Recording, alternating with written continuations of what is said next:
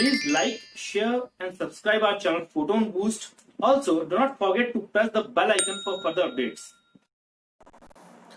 Hello students, welcome to our channel Photon Boost. मेरा नाम है यशपाल मीना और आज हम बात करने वाले हैं class 10th history chapter 2 nationalism in India के पार्ट 1 के बारे में।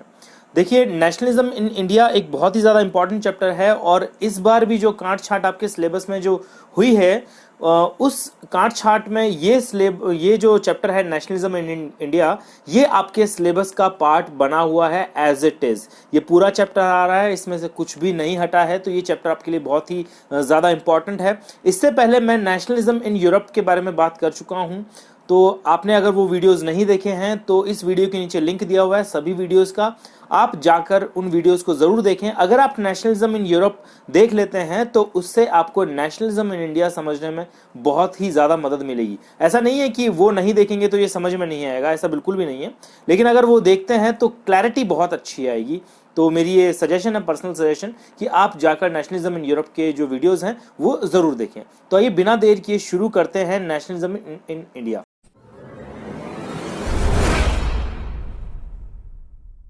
Welcome to our channel Photon boost.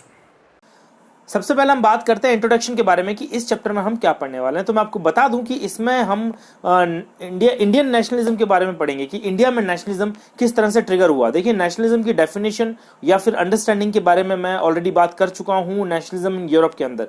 तो अगर आपको वो नहीं समझ में आया तो एक बार आप जाकर उन वीडियोज़ को देख लें, ठीक है। और यूरोप का नेशनलिज्म आपने पूरा देखा तो आपको उसमें ये समझ में आया कि लोगों के लिए कॉमन आइडेंटिटी का होना बहुत ही ज़्यादा ज़रूरी है, चाहे नेशनलिज्म यूरोप का हो या इंडिया का या फिर कहीं और का। कॉमन आइडेंटिटी, वननेस की फीलिंग बहुत ही ज़्यादा ज़रूरी है। तो ये वननेस की जो फीलिंग है ये एक तरह से की फैक्टर है नेशनलिज्म को ट्रिगर करने का। तो यूरोप के अंदर ये वननेस की फीलिंग कैसे आई ये मैं आपको बता चुका हूं, लेकिन इंडिया में भी क्या सेम तरीके से ये वननेस या कॉमन आइडेंटिटी की फीलिंग आई, ये इस चैप्टर में हम पता करेंगे। वीडियो आप एंड तक जरूर देखिएगा, ठीक है। इसके बाद में हम बात करेंगे कि इंडियंस की जो कॉमन आइडेंटिटी जो इन्होंने ली वो कब आई, और दूसरी बात कैसे आई, सबसे इंपॉर्टेंट बात कि कैसे आई। देखिए, यूरोप की अगर हम बात करें तो आपको बिल्कुल ठीक से पता है, ढंग से मालूम है अगर आपने वीडियोस देखे हैं कि यूरोप में जो वननेस की फीलिंग है, कॉमन आइडेंटिटी की जो फीलिंग है, वो लाने में बहुत वक्त लगा। बहुत ही लंबा प्रोसेस था यूरोप का जो नेशनलिज्म था। तो क्या ये इंडियन नेशनलिज्म भी इतना ही लंबा वक्त था, ये हम इसमें जानने की कोशिश करेंगे। यूरोप में नेशनलिज्म का बेसिक कारण जो अपर क्लास का ऑपरेशन है लोअर क्लास के ऊपर, वो कारण बना कॉमन आइडेंटिटी का। तो क्या यही कारण इंडिया में भी था, या फिर अगर ये नहीं था तो फिर वो कौन सा रीजन था जिसकी वजह से इंडियंस ने अपनी कॉमन आइडेंटिटी, एक वननेस की फीलिंग जो है वो इन्होंने ढूंढी एक तरह से।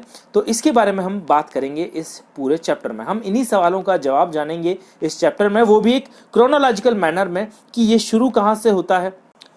तो अगर इस चैप्टर के की पॉइंट्स के बारे में मैं बात करूं तो Indian nationalism is deeply connected, deeply related with colonialism. अब कॉलोनियलिज्म क्या होता है, तो ये हिंदी में इसको बोलते हैं औपनिवेशिकवाद। ये औपनिवेशिकवाद या कॉलोनियलिज्म बेसिकली कॉलोनी बनाने का प्रोसेस है जो सभी यूरोपियन कंट्रीज थी, उन सभी में एक तरह की होड़ मची हुई थी। एक कंपटीशन चल रहा था कि कौन सी कंट्री सबसे ज़्यादा कॉलोनीज बनाती है, और इनमें ब्रिटेन काफ़ी आगे रहा और हम भी ब्रिटेन के काफ़ी लंबे समय तक गुलाम रहे, हम कॉलोनी रहे उनकी एक तरह से। तो ब्रिटेन की सिर्फ हम ही कॉलोनी नहीं थे, और भी जो हमारे पड़ोसी देश हैं वो भी ब्रिटेन की कॉलोनी थे। तो ये जो ब्रिटेन का जो कॉलोनियलिज्म है, इसने नेशनलिज्म की फीलिंग को बाहर लाने में बड़ी ज़बरदस्त किस्म से मदद की। तो ये कैसे हुआ ये मैं आपको इस चैप्टर में बताऊंगा। इसी कॉलोनियलिज्म के जो ऑपरेशन जो था, लोगों को जो दबाया गया इस कॉलोनियलिज्म के सहारे, वही एक तरह से शेयर्ड बॉन्ड भी बना लोगों के बीच में। देखिए, सभी लोगों को अलग अलग तरीके से अंग्रेजों ने दबाया, और इसी दबाव ने एक कॉमन बॉन्ड लोगों में तैयार किया। लोगों में चाहे और कोई चीज कॉमन हो या ना हो, लेकिन एक बात इनमें समान थी, और वो ये कि अंग्रेजों के सताए हुए थे ये सभी लोग अलग अलग तरीकों से। तो इसने एक शेयर्ड बॉन्ड, एक कॉमन बॉन्ड जो है लोगों को दिया। आगे हम बात करेंगे कि ये जो कॉमन आइडेंटिटी है ये किस तरह से ट्रिगर हुई, what was the starting moment वो स्टार्टिंग या ट्रिगरिंग मोमेंट कौन सा था जिससे ये फीलिंग ऑफ नेशनलिज्म शुरू हो गई, क्योंकि इसमें भी एक बड़ी दिक्कत है।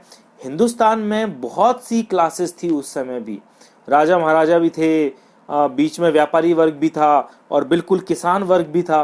तो इस वजह से हिंदुस्तान में अलग अलग क्लास थी और कॉलोनियलिज्म का जो इम्पैक्ट है वो इन सभी क्लासेस के ऊपर अलग अलग था। किसी क्लास को ऐसा लग रहा था कि कॉलोनियलिज्म उनके लिए बहुत अच्छा है, ठीक है, और किसी क्लास को ये लग रहा था कि ये हमारे लिए बहुत ही ज़्यादा घातक है।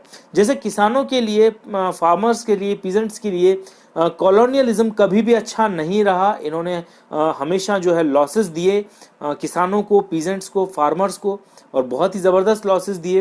अपर क्लास सोसाइटी को इंडिया की एक वक्त तक लग रहा था कि कॉलोनियलिज्म उनके फेवर की चीज़ है, हालांकि बाद में उनकी गलतफहमियां दूर हो गई।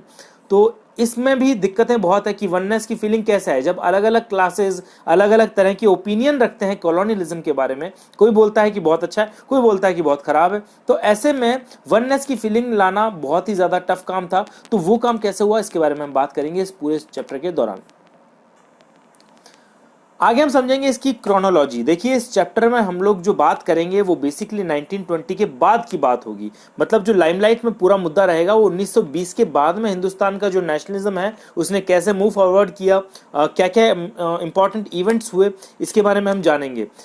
लेकिन ऐसा नहीं कि हम पीछे की हिस्ट्री को ट्रेस बैक नहीं करेंगे, हम बिल्कुल करेंगे। महात्मा गांधी का 1915 में हिंदुस्तान आना, पूरे इंडिया को जो है घूमना, पूरे इंडिया के अंदर भारत के लोगों की परेशानियों को समझना, उसके बाद में कांग्रेस को लीड करना, ठीक है, और कांग्रेस को लीड करने के बाद फिर नॉन कोऑपरेशन मूवमेंट आफ्टर 1920, 1919 का रॉलेट एक्ट, जलियांवाला बाग, वो सभी चीज़ें मैं इसमें डिस्कस करूंगा आप लोगों के साथ में कि रॉलेट एक्ट क्या था, जलियांवाला बाग जो हुआ वो इवेंट क्या था, बेसिकली उसकी पूरी कहानी मैं आपको इस आगे आने वाले वीडियोस में बताऊंगा। और किस तरह से इन सभी सिलसिलेवार ढंग से होने वाले इवेंट्स ने लोगों को एक कलेक्टिव बिलोंगिंग की फीलिंग दी, कि शेयर्ड पास्ट की फीलिंग दी। तो ये सब बातें मैं आपको इन वीडियोस में बताऊंगा। Thanks for watching this video. अगर आपको मेरा ये वीडियो पसंद आया तो प्लीज इसे लाइक करें, ज्यादा से ज्यादा शेयर करें ताकि जरूरतमंद बच्चों तक ये वीडियो पहुंच सके। हमारे चैनल को सब्सक्राइब करना बिल्कुल भी ना भूलें और बेल आइकन को प्रेस करना बिल्कुल ना भूलें ताकि हमारे वीडियोस की नोटिफिकेशन आपको जल्द से जल्द मिल जाए। Thank you so much.